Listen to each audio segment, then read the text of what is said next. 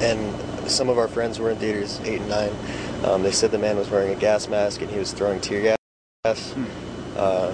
And shooting with an AR-15. An AR-15. Obviously, we don't know if that's the exact type of gun that was used, but obviously we're looking into all the different aspects of this shooting. If you could explain what that scene was like inside. You said you were in an adjoining theater, and he actually came into that theater as well?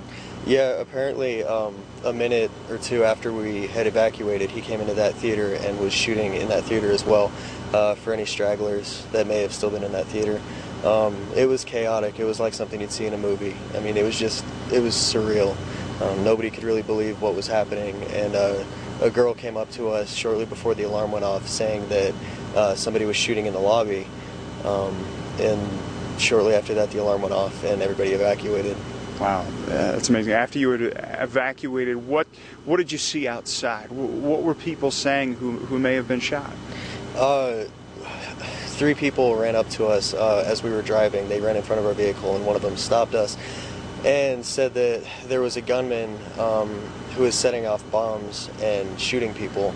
Apparently he had just run into the theaters and was just, shooting people. He wasn't giving anybody a chance to get out. I mean, people were saying that this was a terrorist attack. I'm not sure if that's the case, but it sure sounds like it. It seems like one for sure. Put this into perspective for us. How are you doing this morning? I know it's right around, looks like 3 o'clock, 3:30 local time. How are you doing? You've been up for a while. You've gone through this. What's going on right now in your mind? It hasn't really hit me. I mean, I'm in shock.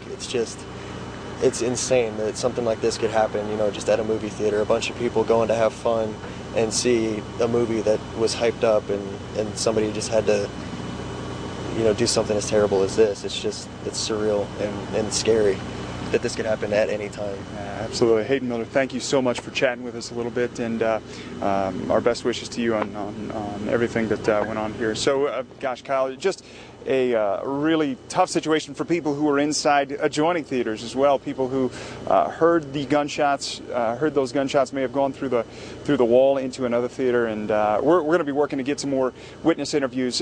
There are literally hundreds of people who are being debriefed inside Gateway High School as we speak. All right. Thanks so much, Matt. And then also on the screen right now, our Sky 9 is up, and it is showing with the bright lights. We had heard that the lights had been dimmed there at the Century 17, but there you can see what it looks like. Maybe you've gone there or passed by there. It's right by the Aurora Town Center. And 3 theaters were showing The Dark Knight. There was theater number 9, where the shooting happened, 8, which was right next door, and then 16. And even in 16, as we just heard, people could hear what was going on. Will Ripley is joining us as well in these early morning hours. Hi, Will. Hey, Kyle. Yeah, we're here at Aurora Medical Center, one of the hospitals where a number of victims have been transported. We don't know how many are here, but judging by the number of families that we've seen walking in and out and friends gathered outside of the hospital here trying to check on those that they know, those that they love who were inside the movie, it's a number of people, and we're getting a lot of descriptions as well about what's been happening inside that hospital. Just a few minutes ago, I interviewed a woman who was actually supposed to be at the movie tonight, but she had a medical personal situation of her own, so she was actually here in the ER. She gave her 2 tickets to some other friends. She knew 6 people who were in Theater 8, which is the theater where this shooting happened, and she was actually sitting at the nurse's station, and she says she heard the call come in over the scanner. She heard them describing maybe 20 victims, maybe more, and she described a little bit of what she would call controlled chaos inside the emergency room here at Aurora Medical Center, with patients coming by covered in blood on the gurney, and now, as we've seen in the past few hours and past even few minutes, family members gathering inside as well.